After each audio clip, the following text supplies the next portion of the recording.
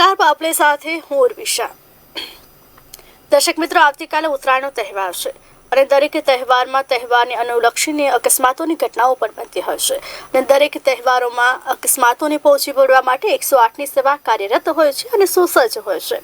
પરંતુ આવતીકાલે ઉત્તરાયણના તહેવારને લઈને 108ની કેવી તૈયારી છે તે જ મુદ્દાને લઈને આજે ચર્ચા કરવી છે। ચર્ચા કરવા માટે અમારી સાથે જોડાઈ ગયા છે 108 પ્રોગ્રામિંગ મેનેજર જીતેન્દ્રભાઈ શાહી। જીતેન્દ્રભાઈ, અમારી વિશેષ રજૂઆત પાવર પ્લેમાં આપનું હાર્દિક સ્વાગત છે। નમસ્કાર જી નમસ્કાર। જીતેન્દ્રભાઈ, આવતીકાલે ઉત્તરાયણનો તહેવાર છે। જો કે આમ તો દરેક તહેવારમાં 108ની સેવા સુસજ્જ હોય છે, પરંતુ ઉત્તરાયણના તહેવારને લઈ 108ની કેવી તૈયારી છે અને શું એક્શન પ્લાન છે? નમસ્કાર, મેં જીતેન્દ્ર શાહી।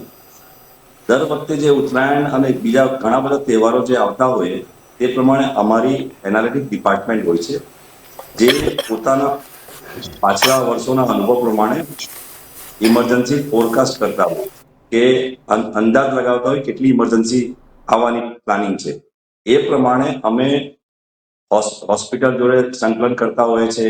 અમારી જે એમ્બ્યુલન્સીસ હોય છે તેમાં દવા અને સાધન સામગ્રી હોય છે એની વ્યવસ્થા કરતા હોય છે અને જે બી સ્ટાફને લીવ મેનેજમેન્ટ રજાની પોલિસી, રજાઓ અમે તહેવારોમાં અમુક રજાઓ કેન્સલ કરતા હોય છે, સુપરવાઇઝર અને એની તૈનાતી કરતા હોય છે અને જે હોટસ્પોટ એરિયા હોય, જે એરિયામાં વધારે પ્રમાણમાં ઇમરજન્સી આવવાની શક્યતા હોય એવા એરિયાઓમાં અમે વધારે એમ્બ્યુલન્સ ડેપ્લોય કરવાના પ્રયત્નો કરતા હોઈએ છીએ। જીતેન્દ્રભાઈ, આમ તો સામાન્ય રીતે દરેક તહેવારમાં અકસ્માતોની ઘટનાઓ બનતી હોય છે, પરંતુ અમદાવાદની જો આપણે વાત કરીએ તો અમદાવાદનો એવો કયો એરિયા હશે જ્યાંથી 108ને વધુ કોલ મળતા હોય છે? આમ તો પૂર્વ અમદાવાદમાં વધારે ઘટનાઓ બનતી હોય ઇમરજન્સી જાતની, અને જ્યાં પોપ્યુલેશન વધારે છે, હાઈલી કન્જેસ્ટેડ એરિયા હોય પોપ્યુલેશનનું, એ એરિયામાંથી વધારે મેમકો 4 રસ્તા છે, કાલુપુર વિસ્તાર છે, પછી મણિનગર વિસ્તાર છે, એવા વિસ્તારોમાંથી ઘણા કોલ્સ આવતા હોય છે ને પછી અમારી ટીમ એ રીતના એ હોટસ્પોટ જે 4 રસ્તાઓ હોય છે, જે જગ્યા પરથી અમે ઝડપી રીતે ઘટના સ્થળ પર પહોંચી શકીએ છીએ એવા વિસ્તાર પર અમારી એમ્બ્યુલન્સ રિલોકેટ કરતા હોય છે ડાયનેમિકલી। અમારી જે એનાલિટિક ડિપાર્ટમેન્ટ છે એ અમને હોટસ્પોટ ડેટા પ્રોવાઈડ કરતા હોય કે પાછલા વર્ષોમાં કયા એરિયામાં વધારે પ્રમાણમાં ઇમરજન્સી આવી હતી અને કયા પ્રકારની ઇમરજન્સી આવી હતી, એ પ્રમાણે અમે એમ્બ્યુલન્સ એ વિસ્તારમાં ડેપ્લોય કરતા હોય અને એ પ્રમાણમાં જે ટાઈપની ઇમરજન્સી આવતી હોય એ ટાઈપના દવા અને સાધન સામગ્રી જોડે અમે ત્યાં તૈનાત રહીએ છીએ। જી જીતેન્દ્રભાઈ, તમે જે રીતે વાત કરી કે કયા એરિયામાંથી કેવા પ્રકારની ઇમરજન્સી આવતી હોય છે, તો સામાન્ય રીતે ઉત્તરાયણમાં કેવા કોલ મળતા હોય છે? એમ કે ક્યારેક પતંગની દોરીથી કોઈને જે ઈજા થઈ હોય અથવા તો ડિહાઇડ્રેશનની સમસ્યા હોય, તો આવી બીજી કઈ ઇમરજન્સીને લઈને ઉત્તરાયણમાં કોલ મળતા હોય છે?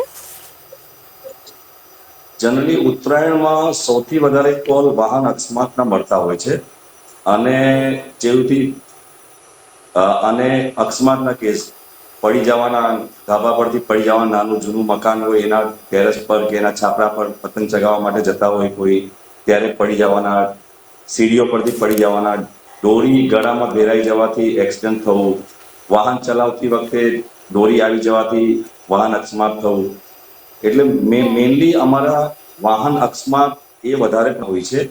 અને બીજું જે પડી જવાના, અને એક બીજું કે જ્યારે ધાબા લોકો વધારે લોકો ભેગા થતા હોય અને વધારે બૂમ બરાડા પાડતા હોય એવામાં કોઈ ઝઘડા થવાના ચાન્સીસ અને એસોલ્ટના, મારામારીના કોલ મળતા હોય અમને।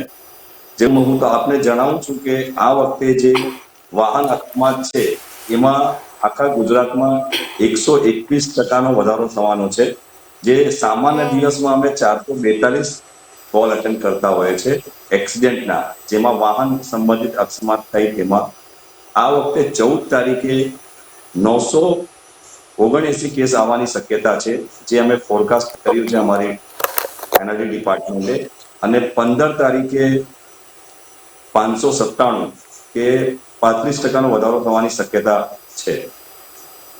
ઓકે, જીતેન્દ્રભાઈ, સામાન્ય રીતે તમે જે અકસ્માતની વાત કરી, ધાબા પરથી પડી જવાની જે વાત કરી કે આવા ઇમરજન્સી કોલ મળતા હશે, પરંતુ બીજી પણ ઘણી એવી સામાન્ય હોય છે જેમાં દરરોજ 108ની સેવા કાર્યરત હોય છે. તો સામાન્ય બીજી જે ઇમરજન્સી આવતી હોય છે, કોઈને અચાનક હાર્ટ એટેક આવ્યો કે પછી બીજી કોઈ ચલો ગર્ભવતી મહિલા હોય છે તો તેમને ક્યારેક ઇમરજન્સીની જરૂર પડી, તો જે ઇમરજન્સીના ઉત્તરાયણના તહેવારને લઈને જે કોલ આવતા હોય છે તે અને સામાન્ય દિવસના પણ ઉત્તરાયણ ઉપર જો કોલ આવે તો આ બંને વચ્ચે કેવી રીતે સંતુલન જળવાતું હોય છે? અને ઉત્તરાયણની જો ઇમરજન્સી હોય તો તેને કારણે સામાન્ય લોકોને જો કોઈ ઇમરજન્સી આવી હોય તો તેમાં કોઈ અસર થઈ શકે કે સામાન્ય રીતે સંતુલન જળવાઈ રહેતું હોય છે?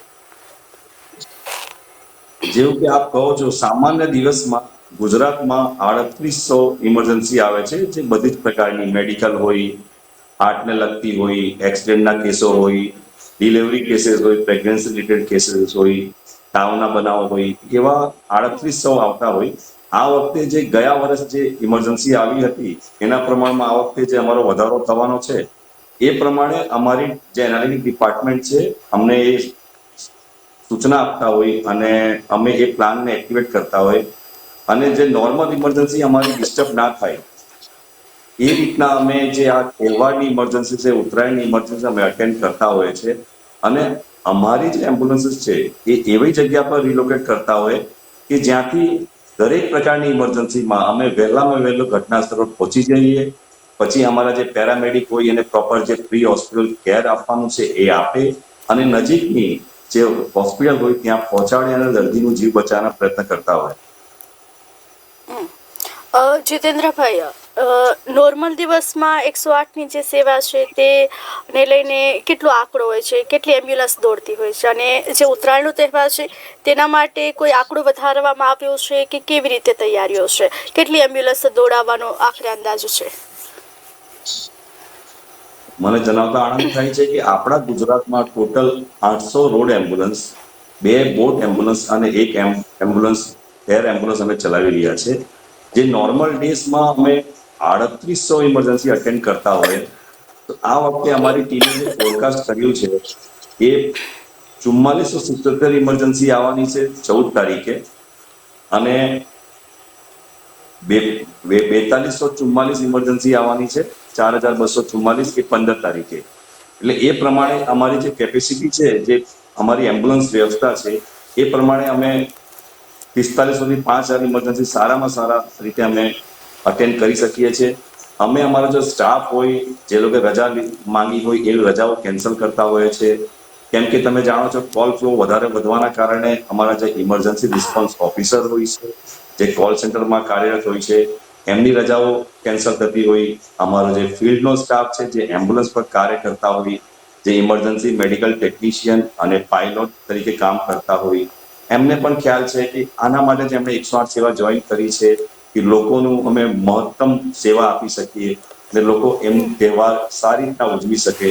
એના માટે અમે હોસ્પિટલ પર અમારો એક્સ્ટ્રા મેન પાવર રાખતા હોઈએ કે જે અમારી 108 એમ્બ્યુલન્સ કોઈ પણ હોસ્પિટલમાં, એવી કે મોટી હોસ્પિટલ આશરવા સિવિલ હોસ્પિટલ છે, એલજી હોસ્પિટલ છે, શારદાબેન હોસ્પિટલ છે અમદાવાદની, બીજા જિલ્લાઓની જે મોટી હોસ્પિટલ છે ત્યાં દર્દીને લઈને જાય અને તરત દર્દીને હેન્ડઓવર થઈ જાય ને અમારી એમ્બ્યુલન્સ બીજા કેસ માટે નીકળી જાય. એના માટે અમે આખું પ્લાનિંગથી તહેવારોમાં પ્રિપેર કરતા હોઈએ છીએ.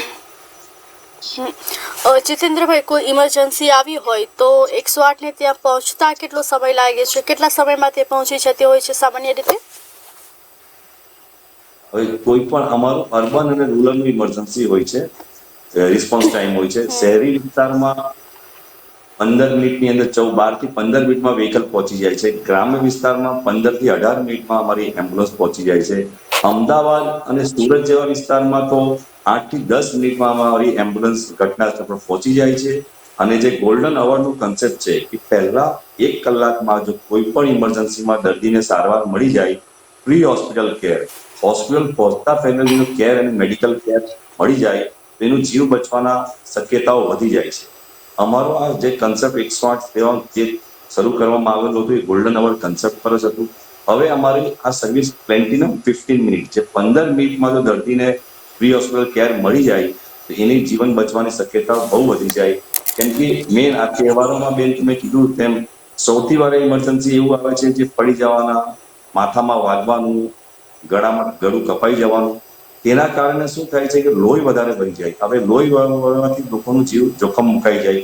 તરત અમારી ટીમ જે હોય છે એમને અમારા ટ્રેનિંગ ડિપાર્ટમેન્ટ તરફથી ફૂલ ફ્લેજ ટ્રેનિંગ આપવામાં આવેલું હોય છે કે કોઈનું ગળું કપાઈ જાય ત્યારે શું, કેવી રીતના એનું ડ્રેસિંગ કરવું, કેવી રીતના હેડ ઇન્જરી હોય તેને ડ્રેસિંગ ફર્સ્ટ એડ આપવું, પ્રી હોસ્પિટલ કેર આપવું, એ બધો ઉપયોગ કરીને જીવ બચાવતા બધા અમારી ટીમ હોસ્પિટલ પહોંચાડે છે. તમે જે વાત કરી કે આ વર્ષે આટલા ટકા અકસ્માતોની ઘટનામાં વધારો થવાની શક્યતા છે, તો કયા કયા કેસો હશે જેમાં વધારો થવાની શક્યતા છે? હવે હું જણાવું કે જે એક્સિડન્ટના કેસીસ છે, સૌથી વધારે કેસીસ એક્સિડન્ટના છે.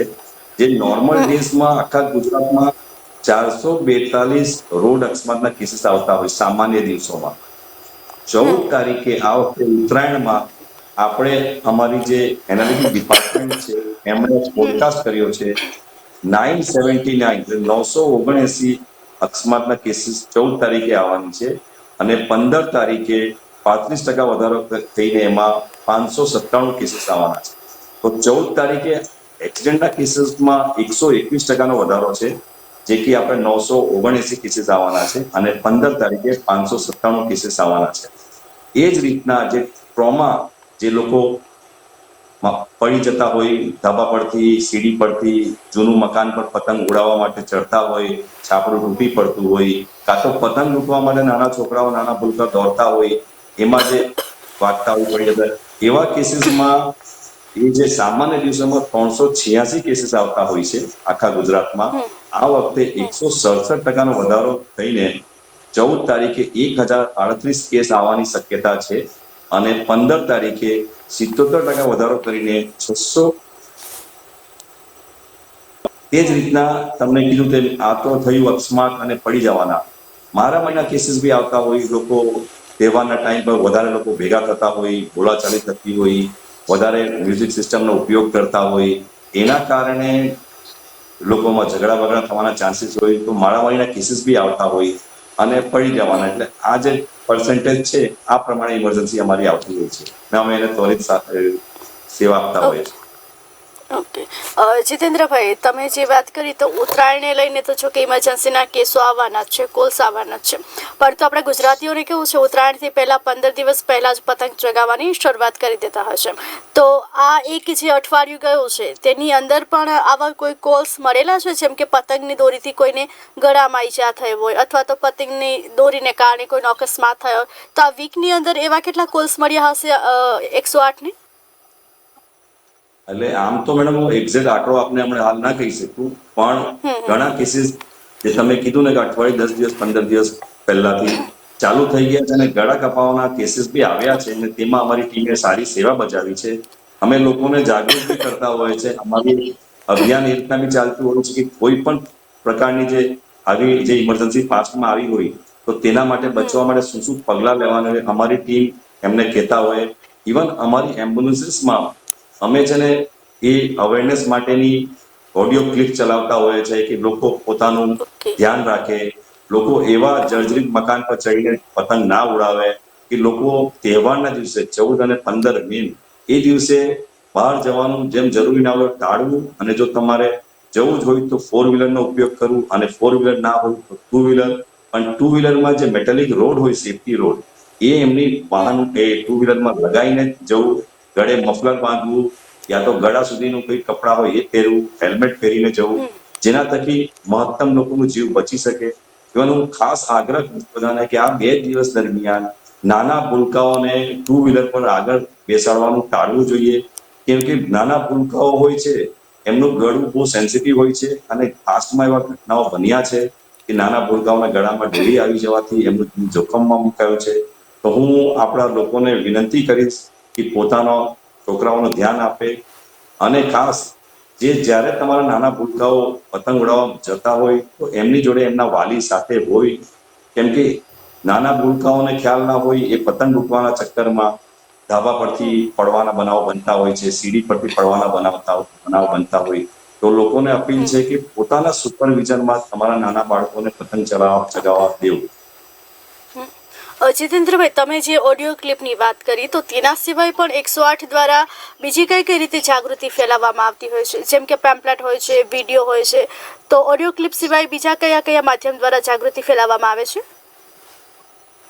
અમે જ્યારે તહેવાર ઉત્તરાયણનો આવવાનો હોય, આપણે ગુજરાતીઓ ઉત્તરાયણ મોટો તહેવાર છે.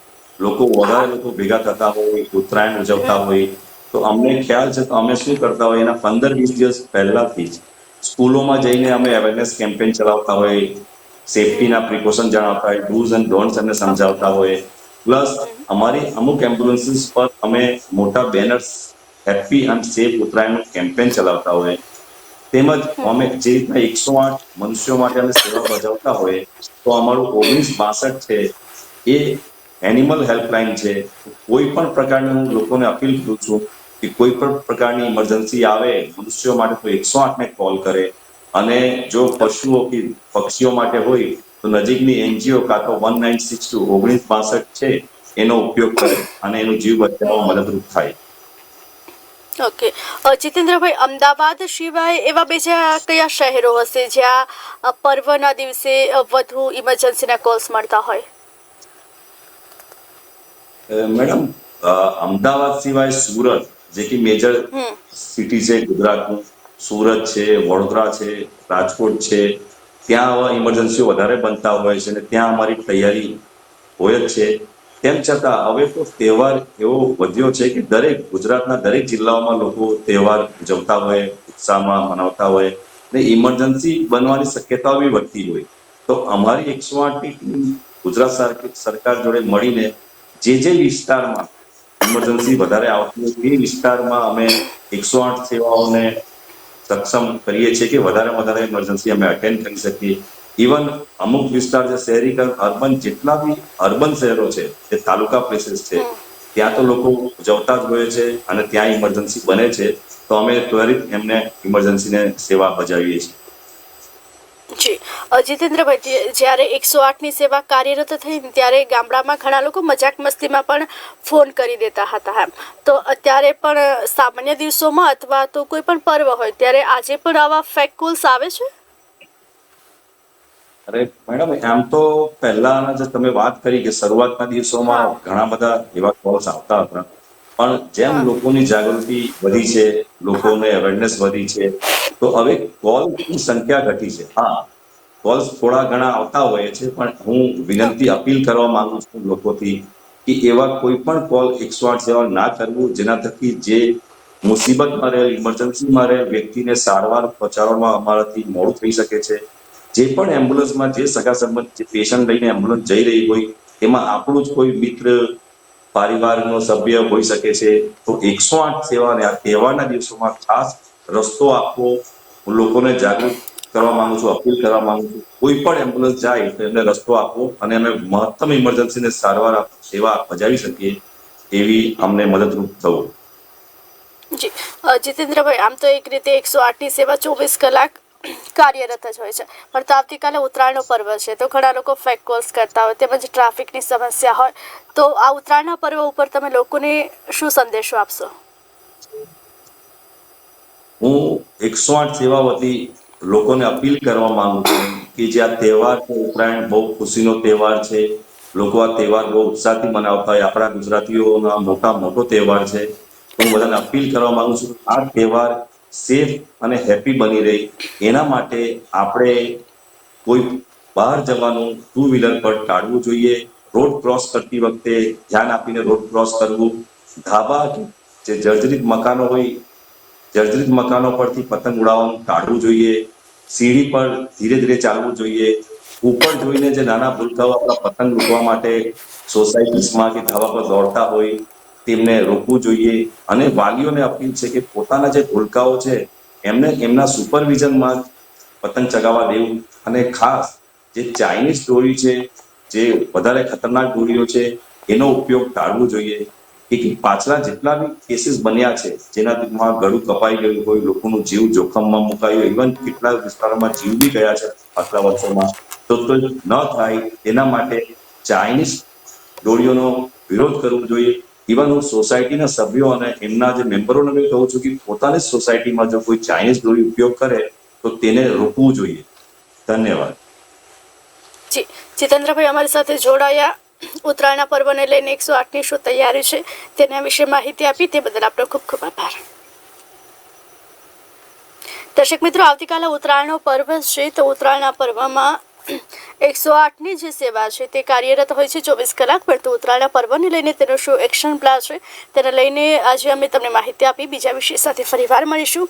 ત્યાં સુધી મને રજા આપશો ને આપ જોતા રહો VRLive.